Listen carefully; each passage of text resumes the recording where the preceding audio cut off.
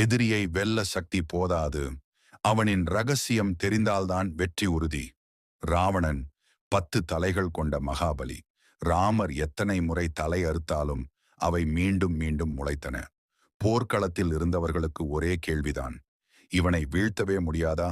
உண்மை என்னவென்றால், ராவணனின் பலம் அவன் தலைகளில் இல்லை. அவனின் உயிரின் ரகசியம் அவன் நாபியில் மறைந்திருந்தது. அந்த இடத்தில் அமிர்தம் மறைக்கப்பட்டிருந்ததால் தலை வெட்டினாலும் அவன் சாவே வரவில்லை. இந்த உண்மையை தர்மத்தின் பக்கம் நின்ற விபீஷணன் ராமருக்கு சொன்னார். அந்த ஒரு யுக்தி, ஸ்ட்ராட்டஜி தான் பல மணி நேரம் நீண்ட போரை ஒரே அம்பில் முடித்தது. இதிலிருந்து நாம் என்ன கற்றுக்கொள்ளலாம்? எதிரி எவ்வளவு பெரியவனாக இருந்தாலும் அவனுக்கு ஒரு பலவீனம் கண்டிப்பாக இருக்கும். நாம் அடிக்கடி தாக்கும் இடம்தான் அவனின் வலிமையாக இருக்கலாம்.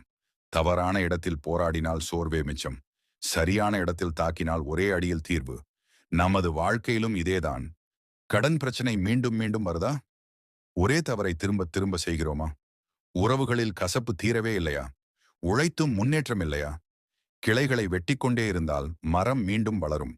ஆனால் வேரை வெட்டினால் மட்டுமே பிரச்சனை நிரந்தரமாக முடியும். தர்மம் வென்றது ஆயுதத்தால் அல்ல,